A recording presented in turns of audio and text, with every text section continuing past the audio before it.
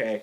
Welcome back to another episode of Psycosmos. Today we have a somewhat very serious message, actually a very serious message. We're going to be discussing youth and drugs. There has been some things and events that have happened within all of our lives. We've been affected in this in different multitudinal amounts of ways. But more recently, something has happened to somebody that we know, and we just wanted to bring light on this topic and discuss it in a positive way. And just shed some attention on a situation that's going on currently, specifically in America and in other parts of the world as well. So to start that off, I guess we could discuss something. I guess in conjunction with this, Colorado just said that they're going to start legalizing mushrooms. How do you guys feel about that? If you guys want to start with a topic on that, they just announced that today or yesterday. Yeah, that's something I feel is a little different from opioids, because that's more of a psychedelic, hallucinogenic drug. Right. Yeah, for sure. I still don't find that being very safe to be legally, recreationally. Yeah. I feel like if they're going to sell it, then, or if they're going to make it legal, then there has to be some sort of limit on like the amount that you can get or something. And like, I feel like if you're going to be doing like job interviews, they should still like maybe, God forbid, test to see how much of it is in your system, because you don't want somebody who's constantly tripping out to be walking around, driving, doing like everyday activities and stuff when they're clearly not in the right mindset. It just doesn't make sense. I just feel like something like that needs to be done in an enclosed space to make it as much like as safe as possible. It's just, that's something, if you want to do it recreationally, then it's life at your own risk and you're driving, and like you just said, Yeah. it's Always have that's too much. I feel like that's too much. Yeah, and I think it's important to keep in mind, I think when people do these types of drugs, they know what they're getting into with it. I think there's a smart approach to do them. And as long as you have that mindset going in, there might be some benefit, which I don't know exactly. It also, though, opens the opportunity for it to get in the wrong hands at first. People that are like, oh yeah, I've always wanted to try that. And they go and try it, and then they don't know what's going on. And then it's like, Bless you. Sorry, excuse me. There's actually kind of a really cool story. Our brother's friend, he shall remain nameless. He used to be really into shrooms when he was younger, and he has a giant scar on his chest now because he was so desperate to get them. He was trying to break onto a farm to steal them from the cow's feces, because that's kind of what they grow from. Yeah. So he actually got a huge scratch on his chest, like a scar to this day. It looks like Wolverine sliced him, but that's when he stopped doing it, and every time he sees the scar, he says that he remembers how it actually affected him and how it like literally and mentally scarred him. I remember shrooms. The only story I have about that is I was at college one day and I was sitting on my back patio and this guy just kept walking circles without a shirt on. I knew who he was. He was my upstairs neighbor, and he just kept going. And I'll use a fake name. Let's just say his name is Larry. And I said, Larry, are you doing okay? And he said, yeah, man, I'm tripping. And from there, I was just kind of disinterested from doing shrooms overall, I think. Looked into your future and you were like, yeah, I don't want to be Larry. I don't want to be Larry. So living like Larry, I guess. But there Larry are the cable guy. Larry the cable guy. Yeah, that's the get her done. So there are.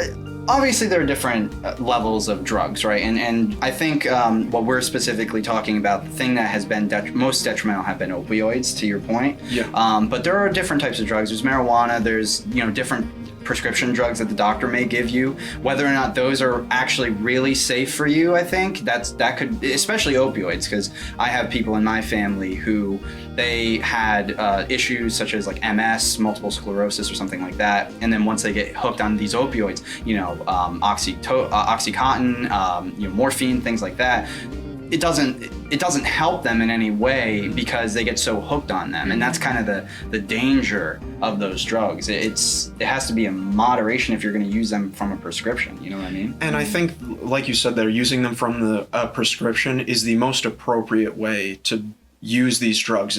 Is appropriate dosage. When it goes beyond that, that's when lives are lost. Yeah. I mean, it seems like there's a similar thing going on with prescription of painkillers and stuff related to that with like antibiotics. Yeah. How it seems as though doctors are really quick to decide you have this infection. There's potentially other treatment options. And on top of that, we're gonna people give you want them antibiotic. too. They're asking for antibiotics frequently. They're like, I'm sick, and the only thing that's going to solve that is going to be antibiotics, and that's Yeah. not. That's not true. That's a really I think- weird one too. Yeah, but I liked your point where you were going with that. Yeah, but I think a lot of people they're led to believe through that that like antibiotics just kill bad stuff. So if I have a bad thing in me and I get antibiotics, that's like the cure. And it's like, well, yes and no. Antibiotics are great, but that's why there's so many new diseases that are coming out now that are becoming more resistant to antibiotics because we're using them all the time. And they wipe you clean Yeah, completely. they get rid of they'll get rid of a lot of good bacteria. Good a lot of the time, bacteria. too. Yeah. Mm-hmm. But so I Yeah. think it's a similar thing with that, where they just a doctor sees somebody in pain, and maybe some doctors are motivated and like from a good place in some of these cases, but it seems like they're almost too eager. Mm-hmm. And it's a similar sort of thing with young children too, Yes. who get diagnosed with Right. having ADHD or Right, stuff right. like that. It Yep. seems like we're really. Yeah. It seems like we're a culture. I mean, like, I think all of us pretty much. I was just gonna gonna touch on that too, because I've seen on the news recently how Adderall's becoming like crazy Oh, addiction to a lot awful. of kids. Awful. And Especially even where- and a party drug for college students Yeah. as well. Yeah. And to the point where they're ordering it online, Mm-hmm. and they're ordering it. No, I don't even think they need a prescription. They're No, just they're ordering just it. and they're just selling it to other kids and stuff Yeah. at college specifically. And there's a lot to your of point. teenagers overdosing, and even middle school kids overdosing because of how much they're taking it. Mm-hmm. And that's I think the danger that we can kind of transition into is the dangers of drugs and the use and effectiveness of it. I mean, for Opioids specifically. opioids too, specifically I- are detrimental. I mean, personally, I watched someone digress and devolve in my own family on opioids, and I watched them just essentially just die. Like I just watched them kill themselves over time, So over did the course I. of many years, and it doesn't seem as though they help.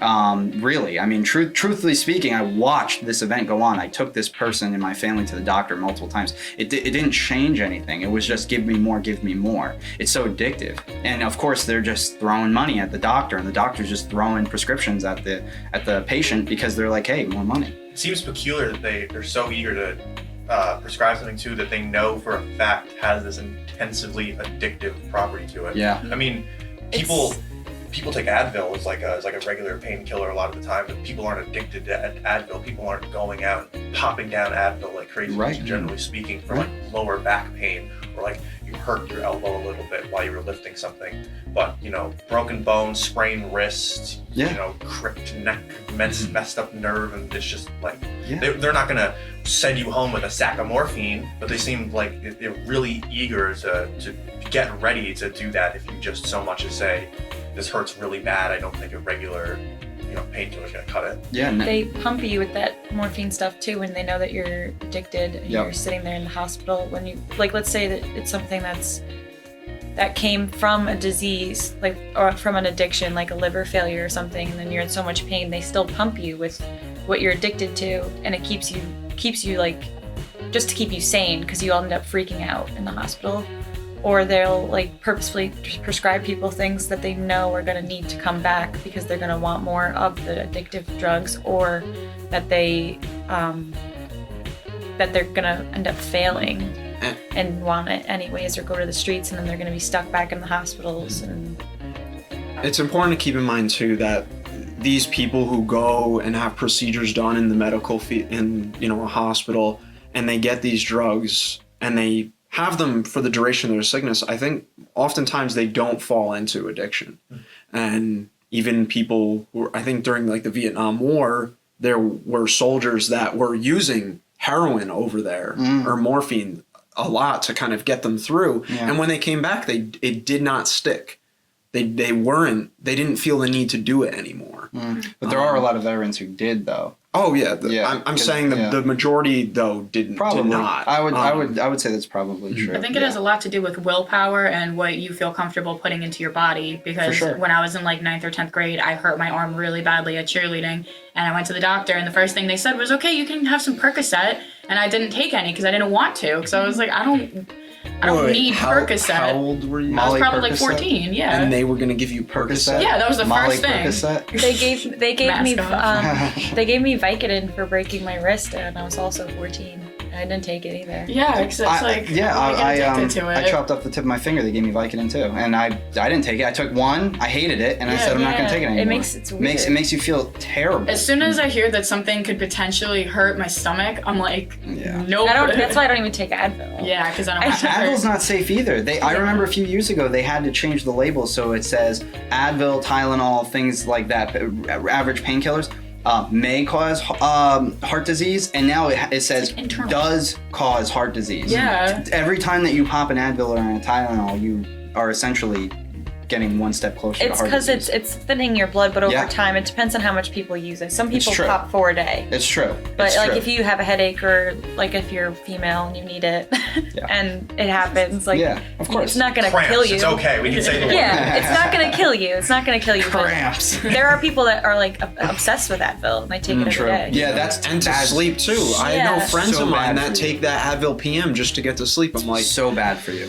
And you know, like a step up above Advil, I actually had a friend who she was doing this thing called microdosing. Yeah. Yeah, and People like Steve Jobs do that with acid and stuff. that's what she was doing. It was she was taking small doses of acid every day because she thought it was upping her cognitive ability Which is what they say. and making her more creative and outgoing. What was her profession? She was just a waitress. She wasn't even doing anything like creative design. I'm or gonna anything like microdose that. and change She- the no, world she- as a she- waitress. Yeah, no, she was. It wasn't like a crazy job or anything like that. No, too. that just sounds like justifying doing acid every day. That's what she wanted to do, and yeah, we eventually told her that was a really bad idea. It took her a little while, but then she stopped doing it, and she's completely fine. She doesn't need that, Yeah. you know. But that's like the type of thing that leads you to wanting to just do more because you build up a tolerance, and now you need something else to make you feel like what you did before. It's chasing the high. For sure. And I think that everybody here touched up on a really good point is what is the mental state of somebody who's going in and getting prescription drugs? Because I think that ultimately determines what they end up doing and with your those drugs. perspective on the medical Recommendation? world, I guess. Yeah. Whatever you want to call medical The medical community. world and the recommendation that's on the prescription. Because it sounds like Yeah. all of us went into it with the sort of idea of them not being like, whatever the doctor says, I'm going to do that. It's going to make you feel better. By the way, I'm not saying don't trust your doctors. Right. Trust your medical professionals. Just be wary. Yeah, and do your own research on it too. yes. But like it sounds like we were all of the opinion, something along the lines of, doctors like, here's a very powerful painkiller, and we're like, I don't know if I really need this. Yeah. Yeah. Yeah. Whereas if we went in there thinking whatever the doctor gives me is going to make me feel better, and they said here's a pill, because that's what it seems like it comes down to. Yes. And maybe that's in part a reflection of our culture, or maybe it's like it feeds into each other. But it seems like, instant gratification, instant answer for that type of stuff. So when you literally have somebody who says, "Hey, you're sick, you're unwell," I have literally the equivalent of a magic pill that will make you feel better. Yep. It's like, gimme. Great point, Rich, because I agree. coming kind of full circle with that, it just, people want that instant solution to their problem, and if they think that they could get it by taking a pill, they'll do it. They'll do it. And that's probably, that what you said right there shines light on the beginnings of an addiction that might stick around. Absolutely. And I kind of want to make a point that we weren't trying to like say that people that end up getting addicted to drugs are bad or like they've lost not at all. their Not at lives or like they're lost faith in them. That's not what we're going for. Exactly. I'm so happy you say that, because there's also a huge stigma surrounding these addicts who have a serious problem and are oftentimes shunned away from society, and they are forced to deal with this problem on their own, and that is not a problem you can deal with on your that's own. the next point that I was also going to try to get into, is that when people become addicted, it's mainly because there's something that they feel inside themselves, like before even touching drugs, that there's something wrong that they need to fix or block out. Internal. Yep. So that's when they end up leading to using. And then it kind of gets you in that mindset, well, now I can't function without it. And then you continue like going down the hole. Yeah. And then like, I guess I've listened to a lot of podcasts too, and I've showed you guys some of them that there's the main thing is trying to figure out what it is about yourself and like healing your inside heart, like who you think of yourself and learning to love yourself is what is going to help you more than having a rehab for just like taking the drugs away and saying, oh, the drugs are your problem. The drugs are your problem. Get over the drugs. It's not that. You have to like figure out what it is about yourself that you need to Exactly. to fix to make yourself like approve of who you are and be happy for who you are. It's like the addiction is a symptom Yeah. of a bigger problem. The physical addiction is there because of the drug itself, but the mental addiction is the bigger problem to tackle. Absolutely. And to your point, we do live in a depressive culture. That especially in America, it's a depressive culture. We look for those instant gratification outs. We constantly strive for them. That's why social media is so popular. That's why everything is so the way that it is right now is because we're looking for answers. Fast food, fast cars, internet. Yep. Yeah. Everything. Yep. And that mental addiction part, I think, has a lot to do with the connections you have with, other people in your life, other things going on in your life. And that's why people will turn to drugs to get that connection, and it's not the appropriate route. Yeah. I think it's also just when you start to do it enough, you don't view it as seriously in your life, maybe. So it's I feel like you're not addicted either. Yeah, like, I'm not like, addicted. It's a thing that I do that's like a part of the foundation of my world, and maybe you don't, lay it out exactly in that way in your head in that exact like wording, but that's generally how you carry yourself. It's like it's a small piece of your like foundation of your reality. Yeah. So like that's the issue that maybe some people have is trying to imagine a reality where that's taken out, but they still are as functioning and fulfilled as they think that they are with the drug being there. Right. And I think this is a good time to kind of bring up the elephant in the room and kind of address the audience and let them know we've all had people who have suffered from these problems in our lives that have been taken away because of these things. Can we talk about the real bad one? Because for me, it just seems like the one that I see the most, one drug in particular, it's the most prevalent, at least here in our area, and it seems to be one of the most important growing ones, unfortunately. Yeah, I think we should talk about it. And that would be heroin. Yeah. Which to me, I don't want to, be too flippant with it, but I usually like to refer to it as the graveyard of drugs. Yes. And it's not, I don't really consider that just, it might sound a little bit like a joke, but I don't really think it is. And it's because that's the one where, I've known at least 3 people now that I've gone to school with that have unfortunately lost their lives because of problems with this drug. And it seems to be one that's just really awful and growing like rapidly in the state and in the country. I know, and it's frightening. It's worrisome. It's because unfortunately, like you were saying, it depends a lot on like where you live and what you choose to do with your time. Because if you live in a small town where like there's literally nothing to do, unfortunately, those types of drugs, if they find their way in, then everybody just like flocks to it because it's just something to do. And it always starts off with the smallest things, like just going to parties and stuff. And you see one person do it, you hear one person is doing it, and then the next thing you know, it's like that whole group of friends is doing it, and it's so scary, like how fast it spreads, honestly. And it's scary because those are always the people who say that they would never do it, but then they're always the ones who do. I also think it has a lot to do with the way that us growing up, like we were given like this structure that we have to follow, like go to school, go to college, get married, have a house, like do all the things that our parents did, and that's obviously not going to work out like that for us. So sometimes I sort of think like maybe people feel like how much they're so young, but they sort of feel like they're wasted what they needed to do already. So they get into a panic and then they don't know what to do with their lives. So they end up not being able to think that they can go back to school at 23, or that's me right now. Like, I don't think I feel like I've already wasted the opportunity to go to school, but I know it's not true. Right. It's just like a mindset that kind of just gets stuck, and then you get stuck in this. I think some people get guided into that, and then when they feel as though they haven't fulfilled that, it leads to problems in their life. But I feel a lot of people feel that they are in that spot where it's hopeless and everything because they've been brought up to believe that the supreme things, like the cornerstones of their fulfillment and happiness in life, is most likely going to be having a stable relationship, so what's called marriage, or something of the sort, college or some sort of higher education, and career. And Matt and I have been talking a lot about it lately, but we've come to the conclusion, and I've really come to think that I don't think that necessarily those 3 things should be held up as the cornerstones of happiness for the general people. And that's certainly what we were told growing up in high school. Like, that's the most important thing. You do this in high school, then you go to college, you make friends, then you have a career.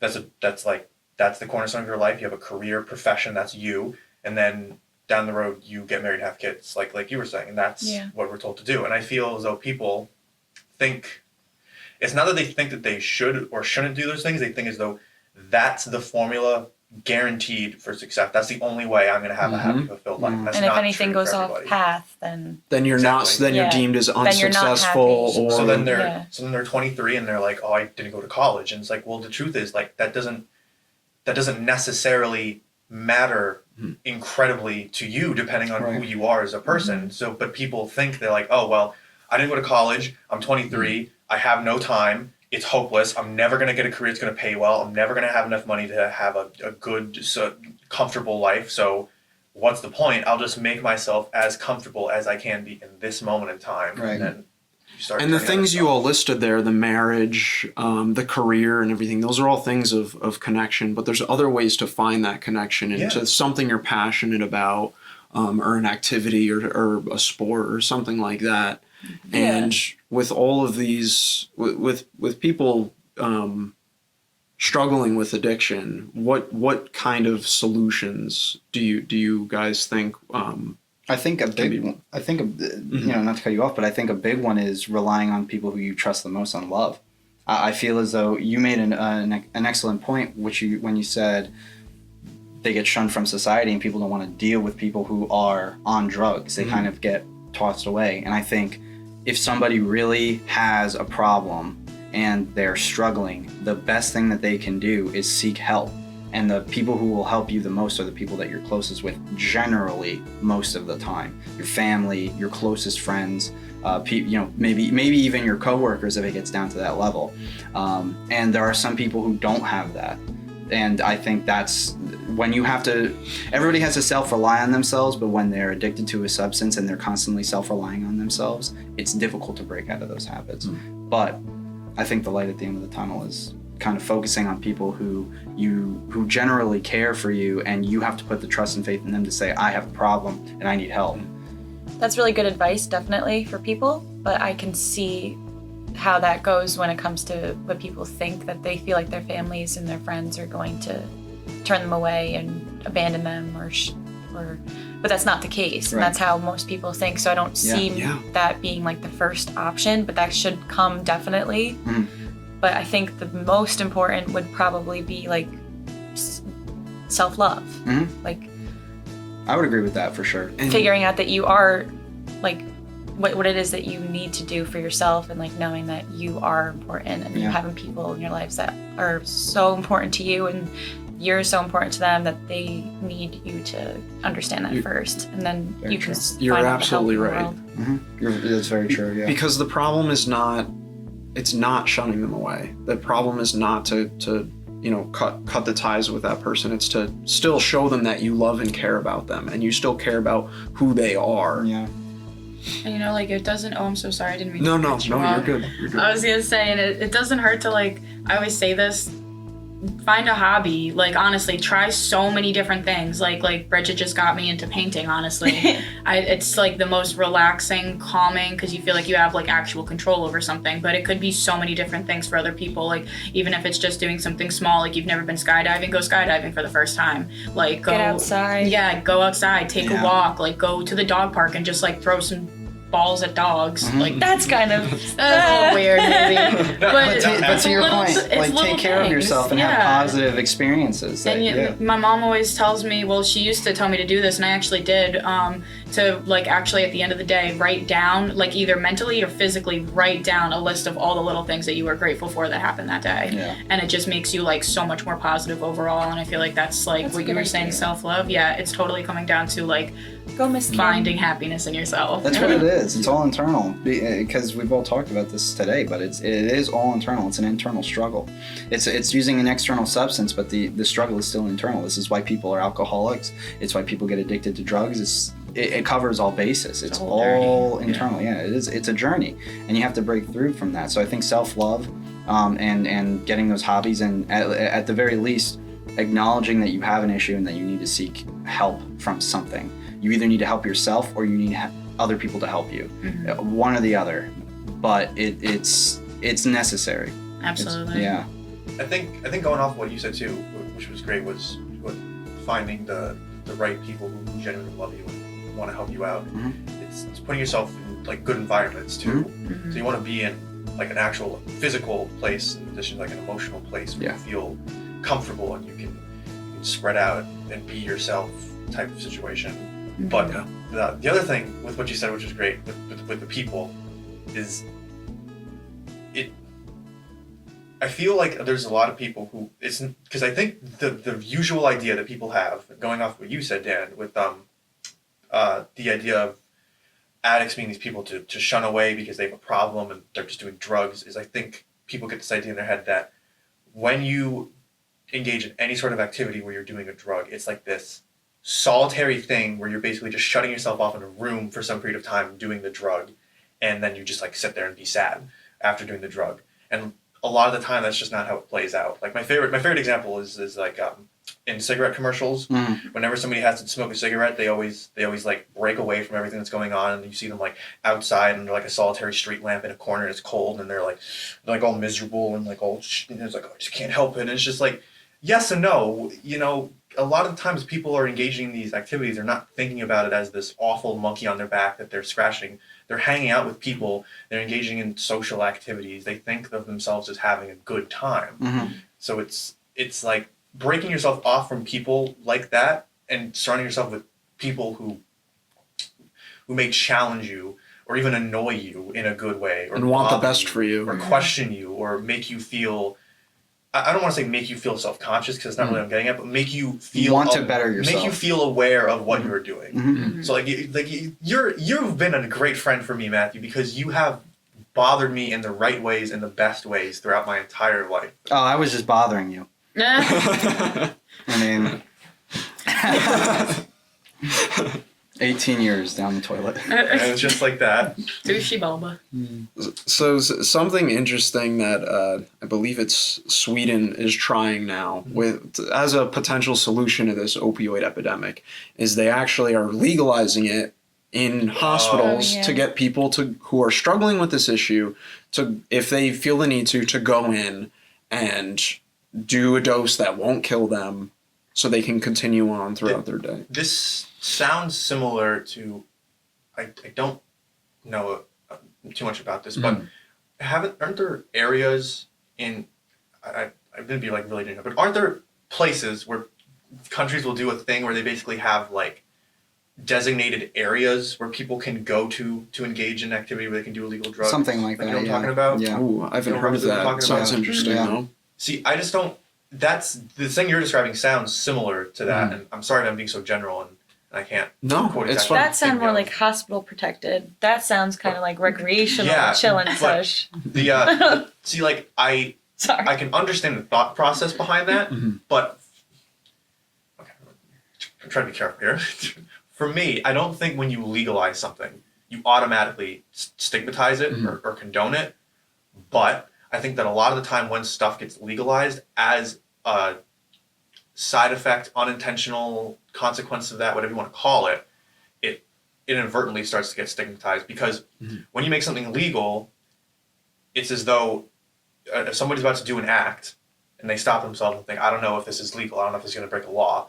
So I like to imagine it's like metaphorically they're turning their head and looking at a police officer, and the officer is either giving them a thumbs down or a thumbs up. And if he's giving them the thumbs up for something, that's not saying that he's saying that's a good thing to do, but it's very different than having the thumbs down and saying I see what you're saying. illegal. And people will justify it, is what you're saying, based off of the legality. I think if you have the backing of the law, I think it's much easier for you to justify in your head why it's a morally acceptable thing for you to do. I think the difference, I see your point, and I'm trying to make the point that these people going in, like, because it has been legalized, it's not being promoted as this thing that people are going to just go in and do because they want to try it one day. It's being promoted as this thing to help people who already have the addiction and are struggling with it and trying to seek help that way.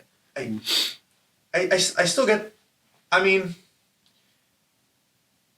is giving somebody who's addicted to a drug a dosage of that drug, even if it's to help them and with the best intention and everything, is that necessarily the best solution to their problem? I mean, like, okay, if somebody's on death, I don't know the specifics of withdrawal, but if somebody were on death's door and like they're going to drop dead if they don't as a result of withdrawal symptoms. And if I'm horribly wrong, I'm not trying to insult anybody. Like I'm just trying to paint a hypothetical situation here, and it's like, give them their drug that they're going withdrawal through, or they're going to die. In that situation, I'd be like, okay, we'll give them the drug that they're going withdrawal through, because I don't want that person to drop dead. But if it's a situation of, I have this bad addiction and I'm struggling with trying to get off of it, I don't see how the best thing to do for that person to help them get through that would be to give them the drug that they're trying to get off of. Well, because it would, to that point, I mean, when they go out on the street to purchase this illegal drug, it's often cut with like fentanyl or like methadone or something like that, and either they're not getting something that is, pure, So but then so we were talking before about how the problem isn't the addiction necessarily, it's what's going in, what they feel like they have to patch up or fix or cover up or escape from with the drug. And we agreed that the addiction or the drug in that situation was not the problem. It was a reflection of a bigger problem going inside. I guess my reasoning is, if it's not the problem, then why is it going to be the solution? Okay. Yeah, no, I see that. And I think it's because getting these people, getting them out of bed early in the morning, like getting them to go to this place and use it legally, and then allowing them to actually carry on with the rest of their day and try and function as a member in society and get a job and stuff like that, is going to help them, reconnect more with parts of their life. But when would they get cut off, for example? Like, at what point does somebody who's only using it to get through their day and to be a functioning person in the society, at what point do you step in and say, you don't need this anymore? Because I would like to believe, and I'm sure there are people who, as a result of this and this policy, they would get to a point where they feel strong and comfortable enough to say on their own accord, to go into the hospital and say, I'm not going to be coming here anymore. I really appreciate everything you've done for me, but I don't need this anymore. I'm ready to live my life without this. I can almost say with 100% certainty there's people that exist that would do that. But what I'm saying is, for the people who don't, when and how would the determination be made? Because it just seems like it'd be tricky. I believe, I'm not 100% sure, and I have not looked too much into this, but from my understanding, I read that there was some success in this, and that the people who were able to go in and use the drug appropriately, a dose that was not going to kill them, that they were able to cut ties with it, like, completely. They probably wean you off. Maybe they just lower the dose Smaller after a doses. period of time, to the point when you don't even really notice it anymore. Yeah, control the substance going in. Yeah. I still think that the person is always in control of how much they're actually allowed to get, so they can say, yeah, like, I want this much. I don't agree with doing it that way. I don't agree with allowing the person who's addicted to the drug to just wean off the drug with however much they feel like they need to wean off. I think that if I like the situation if it were controlled and they gave you less and less and less, because cutting cold turkey, they always just go back. They always go back. So maybe weaning off is the right way to do it, but it's just, you have to have somebody controlling it. But maybe, and I'm sure a lot of the cold turkey relapses are because you did it cold turkey in that specific way. Exactly. But I would say that, could it be said, and I want to know, but I'd have to look into it, but I would argue that there's got to be a chance that there are people who quit cold turkey and relapse because the emphasis on why you were cutting cold turkey was placed extensively on the problem is the addiction, the problem is the drug, not whatever's going on inside you, which we all agree isn't really effective to do it that way, and that's not the actual problem. Yeah. But I guess for me, because the thing is, so obviously we can assume that there's good people who would use this policy, whatever, and I don't want to paint people in broad strokes, groups of people, but then I would have to assume that there is some small percentage of people who would be willing to take advantage of such a program, and I could see ways very easily in which people could. I could see people using the program and also using it recreationally outside of the program. Yeah, they could just get the program and then they could go to their friend and buy more. What's stopping them? Because what's stopping somebody from, I mean, essentially exaggerating or even making up information about their lives? I'm not saying this is the common thing, but people, if we're going to assume that there's good people, then I have to assume that there's also bad people, and I could very easily see bad people doing this sort of thing. Yeah. Yeah, heroin is definitely the worst, especially in our area, as you said. Definitely. And it's gotten to the point where we have lost people that we went to high school with because of this drug, and it's people that we've known very closely in our lives because of this specific drug. And there have been a lot of raids, there have been a lot of busts. There's a whole market in the Northeast just on heroin alone, and it seems as though it doesn't slow down or get diminished. It just seems like it's getting worse. So do you recall if it's one of the drugs that comes primarily from through our southern border? It definitely is, because the majority of from my research that I've done, a lot of the poppy seed fields in Afghanistan and Iraq are where we get the heroin that gets circulated into this economy today. It's from the Middle East, but they have to bring it up, I think, through the southern border. Yes. So somehow it makes it over here. They cut it up, and then they bring it up through the southern border. I believe that's how most of the time it happens. Yeah. It's such a process. It is, but it is such a thing to do, because these people are involved in killing people. That's like, it's blood money. I mean, and if it's coming from where we just said, then it makes more sense. Yeah, it's blood money. That's what it is. It's blood money. It's worth a ridiculous amount of money too. I can only imagine. Human lives always cost the most. That's right. I think I'm sorry, I want to add something more too. I think kind of legalizing it gets rid of a lot of that as well, and you don't have people, criminalizing themselves over it. Yeah. Well, and the trafficking stops if it's legal, because there's no market. I think if it was legal, it would definitely hurt the illegal market quite a bit. And I'm not. Oh no, there's in no way it wouldn't stop it. Drug deals. Yeah.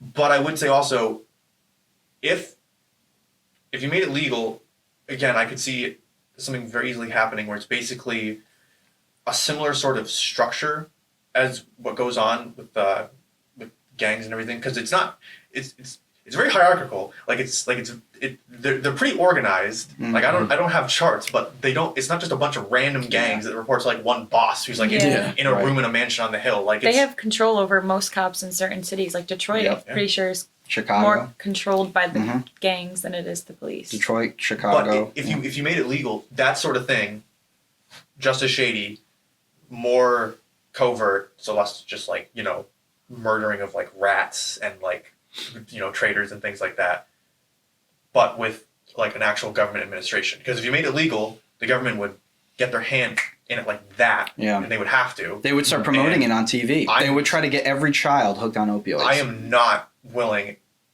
at all. You mean if it were legal, you really think that? 100%. Are you kidding me? But they take so much tax money from when they legalized marijuana. You have to look at the statistics. I don't think they would ever legalize opioids. It's something that's the silver lining. They're not but legal. He said if we legalize them. Again, they're not legalizing it as something to promote people to try it. People do not go. Yeah, probably. People don't go in there as I just want to try heroin. No. I know it's being promoted as what I'm saying is you would have a situation where so they say it's legal now. It's nationally legal. The federal government's going to step in and they're going to say pretty much all the heroin in the country, it's ours now. Not we take it, we put it in Fort Knox, but we control how much is distributed, when it's distributed, how much you get, how much you can sell, how much you can grow, how much you can produce. They would have a very tight control over all of that. So that happens. Now the U.S. government, hypothetically, in this hypothetical situation, has control over all the heroin in the country. They have to set up a whole new department, whole new regulations, all these people, all these bureaucrats. None of them are going to be elected. They're all going to be appointed officials, and they're going to supervise all of the heroin of the United States. I do not trust the U.S. government to supervise all of the heroin in the United States. They have been proven to be untrustworthy with food and water and infrastructure. So, like, I'm going to give them control over all of heroin, the fastest growing addictive drug in this country, it seems, and it seems to be there's only a bigger market for it. Like it's bigger than cocaine now. Yes. It's bigger than cocaine was in like the 60s and 70s. When, Yes. Yeah. Was Chavez? Is that the guy? Yeah. Who's like at the height of his power. It's like cocaine's done, man. If we were- cocaine's only the done difference like is, the though, high too, end boardroom people meetings when with they the, go- the people Wall Street when they- fat cats. What is it? Rick and Morty dipping their balls in Yeah. cocaine and stuff like that. Yeah. Rich, when people go in to do this, though, they're given a specific dose. They have to do it there. They can't walk out with it on the streets. No, but And- I'm saying I don't. Yeah. Yeah. At this point, I'm not saying that I distrust this because I distrust what the people will do. I distrust the Yeah, government having understandable. control Fair over Plus, point. Sweden is That of not United anything. States. Oh, yeah, for That's sure. true. That is Well, definitely this, true. but I think everybody here brought up a really great point as pertaining to the legalization, even if it's within the hospital realm or just in specific areas. Because to your point, what's going to happen is once they once they make a bill or whatever they do to say that it's now legal, they're going to have people who are going to either be in this country or out of this country who eventually come and become citizens. They're going to manufacture, they're going to create it. The government will stockpile it. And once the government stockpiles something, they always look at it and say, what can we do to sell this? What can we do to sell this more? And they will literally probably begin to work with either black market people or other covert people in trying to get ways to sell these drugs that they've stockpiled. That's my perspective on it. I'd hope not. I would really hope not. Well, we can only hope, but my luckily, point is I don't trust the government for anything. yeah. And if I could point to one example of why I personally think you should not I trust love the it. U.S. government, you should keep this in mind. I love this. Is go Google Operation MK Ultra. Please do yourself a favor. Go look into this because nobody. Do you want to go? I remember you told me this story a while back, the MK Ultra. Okay, MK Ultra. We're clipping this. Yeah. We're clipping this. MK Ultra began, as I believe it began, because I think it went on through the 60s into the late 70s, possibly the early 80s, but it was during the 60s, and it started as Project Bluebird, and then it evolved into MK Ultra. And for MK Ultra, the U.S. government through the CIA did a whole bunch of fun things where they went around and they, through various means, either coercion or blackmail or kidnapping, took the undesirables of the United States. So the people that, according to them, no one would care about. So homeless people, people with severe debt, just drifters, things like that. American and some Canadian citizens. And they took them and they wanted to see, more or less, if they could do something along the lines of mind control. So they did fun things to these people, like physical torture, emotional torture, verbal abuse, potentially sexual abuse, sensory deprivation, locking them in rooms with loud noises and bright lights on them for hours on end.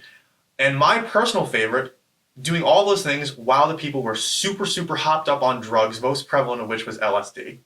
Oh They did all of this to see if they could break somebody's brain, among also trying to see what LSD exactly would do to the brain, so that they could recreate something along the lines of mind control. So, Rich, hold on. And You're telling me and I'm not that just telling you this as in like I've found this through looking through little bits Yeah, and yeah, pieces no, and no. footnotes and everything. You can Google. This Let me- is declassified by the CIA. The Let me- files are out yeah. there. You can find. Let this me stuff. put this in layman's terms Yes. as a question, Rich. So, Rich, you're telling me that our government kidnapped its citizens and dosed them up on LSD Yes. and then And try to abused them. scare them? Yes. And then when all this, then they were done, they would do again, I haven't seen them with an official statement from the CIA saying this is exactly what we did, but they would do the equivalent of driving back to wherever around where they got you, dumping you out of a van somewhere, and they just left you there.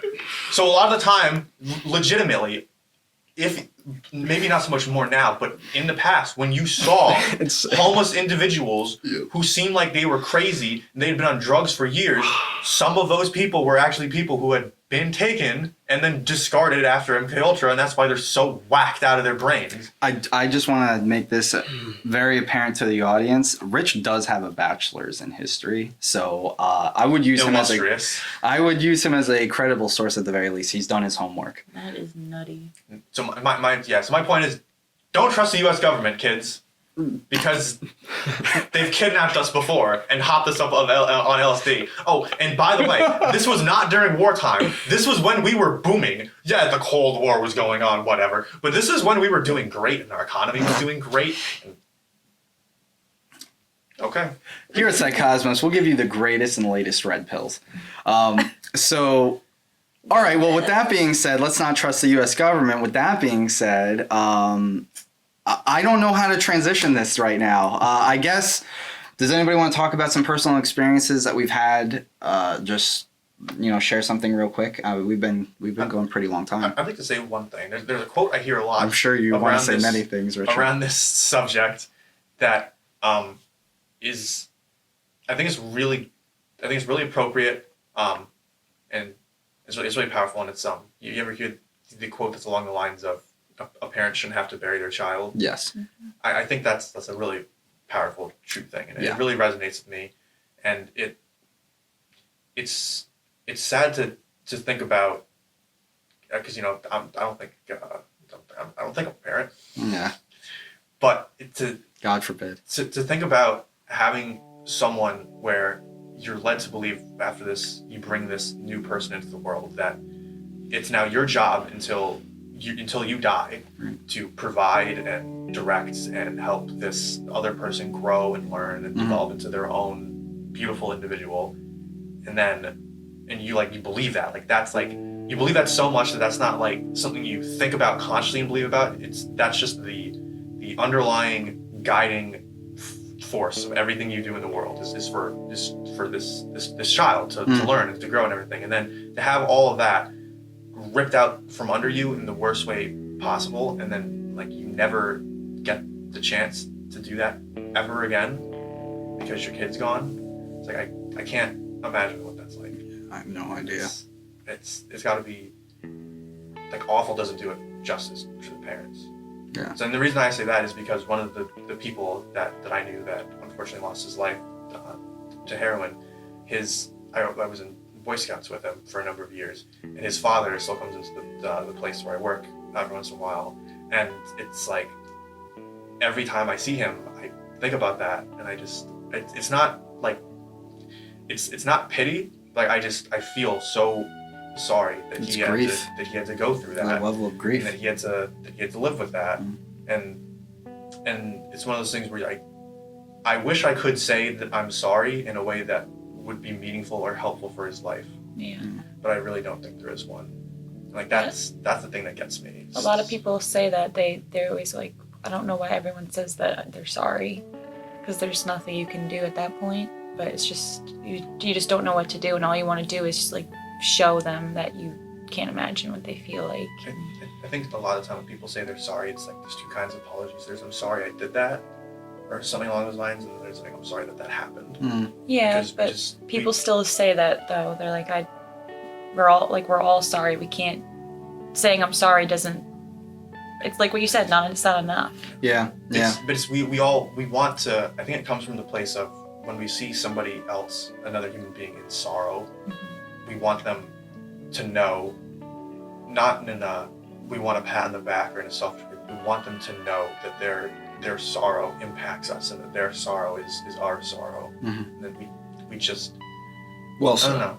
We want them to know that, because that's what we need to let each other know, because that's I guess that's the dark side of the idea of And- love, and we're all in this together. And that they don't need to carry that tragedy alone, that you're there for them for whatever they might need.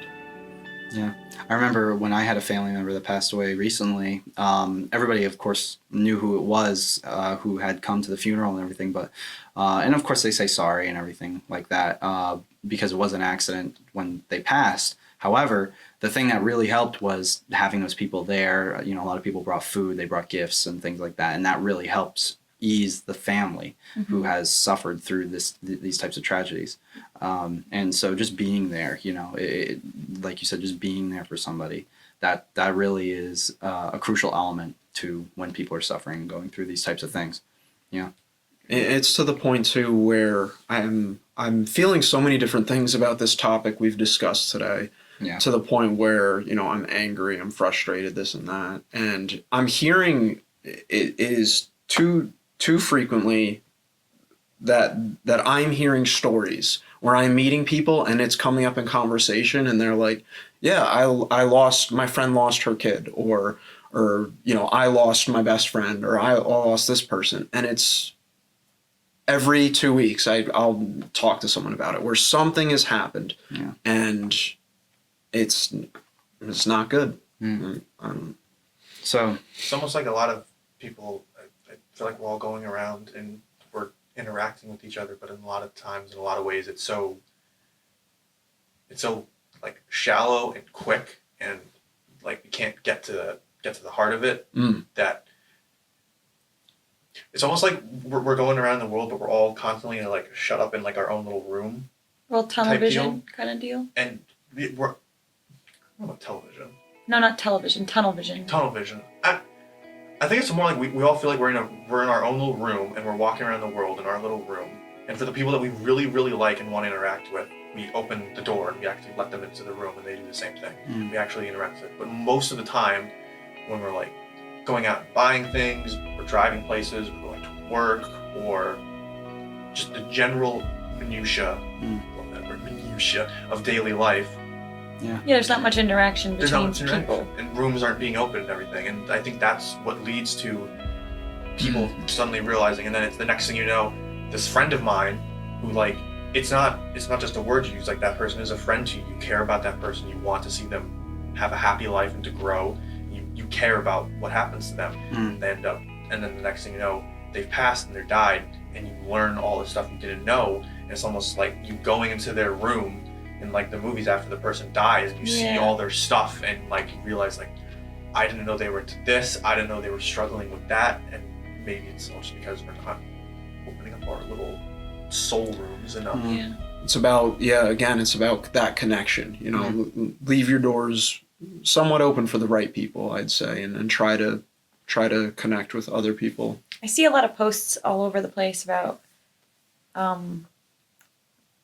like having everyone know your world isn't what you're, I guess I can't think of it on top of my head, but it's something like keep yourself to yourself, because everyone around, like you don't know everyone around you and things like that. But it's like, it's more direct of what I'm trying to say. I just can't think of it right now. But it's kind of opposite of what you just said, like how people should be opening their doors and sharing like with more people. But I just see messages out there telling everyone to do the opposite. I think people think when you say like put yourself out there and wear your heart on your sleeve type thing, they take that to mean, and they act it out as like be super trusting of everybody. And I don't think that's quite what it's getting at. I think it's like more what you should focus on is it's the old cliche, the old adage, be yourself. It's like be who you are, act it out as genuinely and authentically as you think you can, and just be wary about people. It's not about trusting everybody blindly. It's not about being like telling everybody you meet everything about you all the time. Like some things, you want to keep it close to the vest. You want to be careful about who you share certain information with. But like in general, it's just have, as much as possible, have the true you that you think is the true you out there to the world. And instead of being super, super concerned with only showing that and only opening the door to very, very specific people. Overall, this podcast was a gift, so I think it's time to wrap it up. If you or a loved one know somebody who, or if you yourself know somebody who has drug addiction problems, then please take some of the advice. Or any problems in general. Please take some of the advice we've given here. Focus on self-love. Find some hobbies. Talk to people that you seek really help. Love. Seek some help. Seek help. Put yourself in a really good environment. And if it gets to a point where you really do need help, then you should go and look for it. And if anybody else have anything to add to that, I mean, I just want to say, like, it might sound a little cliche, but unless you're in like absolute hell, if you try and you just try to keep moving one step forward at a time every day, and you surround yourself with the best people you can, and you try to put yourself in good environments, things will eventually get better. yes. And don't forget to take the daily dose of Team Psycosmos. And don't forget. Also that you are a person and you're put on this planet for a reason. Right. So there shouldn't be a reason for you to think that's not your fate, I guess. You Like not are a being on this son. planet is not. Yeah, you are a sun. You are a son. We're all sons. You're all sun and you're all the moon. You That's have right. light in you. That's right. You do. And I think with that being said, make sure you subscribe to Team Psycosmos so that you don't do drugs. Very good. That's a wrap.